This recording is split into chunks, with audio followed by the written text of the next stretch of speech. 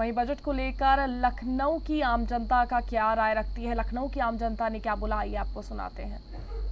उत्तर प्रदेश राजधानी लखनऊ में इस वक्त मैं मौजूद हूँ और बजट को लेके क्या लोग सोच रहे हैं। बजट पे बहुत सारे उम्मीद है लोगों को कि बजट इस तरह से होना चाहिए। क्या उम्मीद जो आप लोग लगाए थे वो बजट में मिल रहा है? देखिए 10 सालों से देश के प्रधानमंत्री जी वही हैं, ये 11वां साल है, वही हैं। वही जो है मुझको लगता है वित्त मंत्री जी भी हैं, वही रक्षा मंत्री हैं, वही गृह मंत्री हैं, वही सरकार है।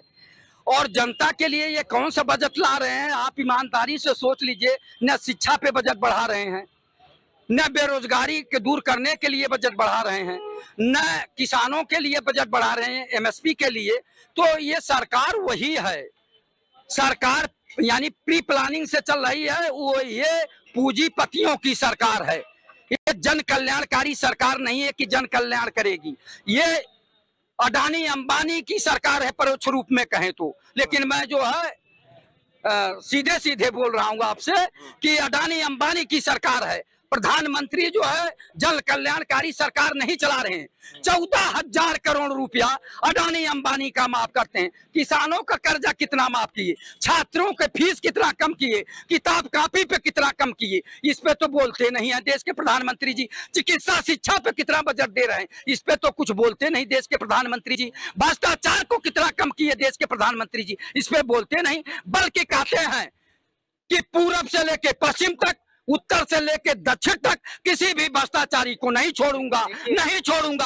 अजीत पवार, शुभेंद्र अधिकारी और अब कौन सा शर्मा सबको गले लगा रहे हैं। तो कैसे भ्रष्टाचार समाप्त करें, कैसे विश्वगुरु बनेंगे? 5 साल अभी भी जो है मुफ्त राशन मिलेगा और किसानों के लिए 1.52 लाख करोड़ रुपए का जो है प्रावधान रखा गया है। तो किसानों के लिए भी तो कुछ ना कुछ दिया जा रहा है।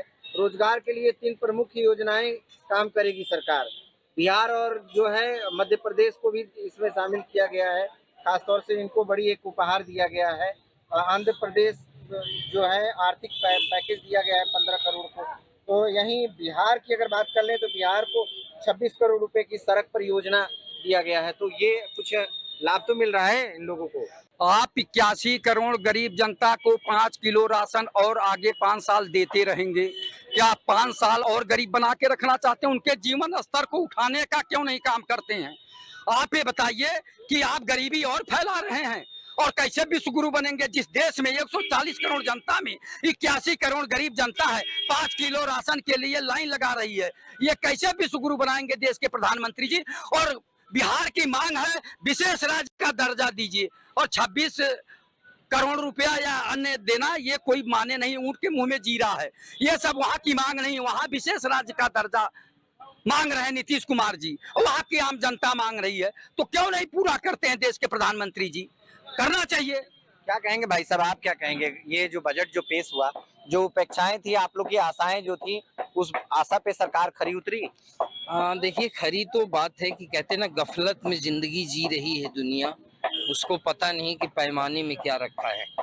इसी शेर व शायरी के साथ मैं शुरुआत करूंगा कि बजट का जो इम्प्लीमेंटेशन है वो एज ए सर्वाइवल बजट है, लेकिन इसको क्रिएटिव बजट नहीं कहा जाएगा।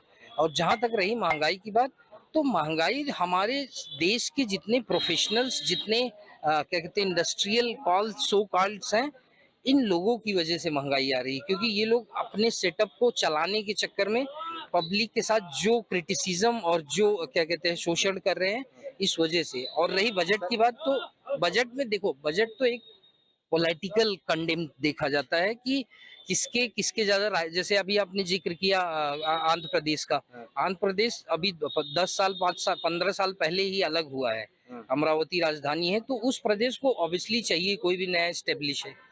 जहां तक बिहार की बात है, मैं आपको बताना चाहता हूँ पॉलिटिकल क्या कहते हैं ध्रुवीकरण जितना ज्यादा है बिहार में, कि इस वजह से उसको स्पेशल राज्य का दर्जा दिया जा रहा है, दिया जाएगा या फिर डिमांड किया जा रहा है नीतीश कुमार की तरफ से।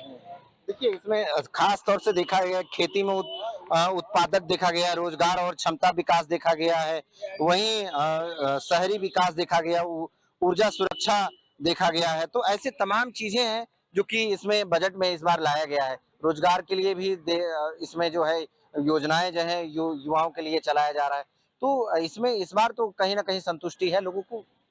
देखिए, सरकार हमेशा एक कंटेम्पररी वर्ड्स को यूज करके और सोचती है कि किसी तरह से बजट को इसमें हम सब्सिडाइज कर देंगे या कहीं पे बजट को खपाया जाएगा, लेकिन ऐसा नहीं हो। तो भाई आप ग्राउंड लेवल के, अभी आपने खाद्य सुरक्षा की बात की, अभी मेरे को पिछली बार पता चला जीपीएस यूपीएस सब, तो zero corruption in excess of tolerance जब तक समाज के अंदर नहीं आएगा।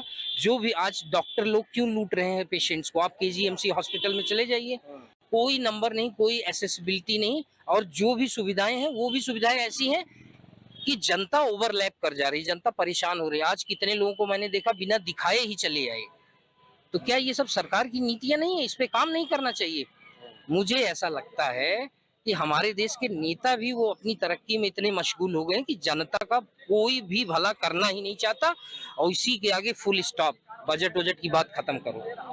तो देखिए, आम जनता है और लोग की उम्मीद जो कर रहे थे कि करप्शन पे लगाम लगे, और कहीं ना कहीं जो स्वास्थ्य पे देखा जा रहा है कि किस तरह से व्यवस्था है, उन पे बात नहीं हुआ।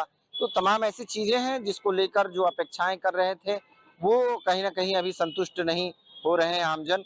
अब फिलहाल जिस तरह से सरकार ने बजट जो रखा है, व्यापारी से अगर हमने बात किया तो व्यापारी लोग जहां तक थोड़ा बहुत संतुष्ट है, और उनका कहना है कि महंगाई पे कंट्रोल करने के लिए अभी 1 साल लगेगा। जो बजट रखा गया है उसको आते आते और धरातल पे उतरते उतरते समय लगेगा, और कहीं मान रहे हैं व्यापारी कि 1 साल में कहीं जो है जो महंगाई है उस पर कंट्रोल हो सकता है। लखनऊ से कैमरा पर्सन सौरभ के साथ राजन सिंह, जेएमडी न्यूज के लिए।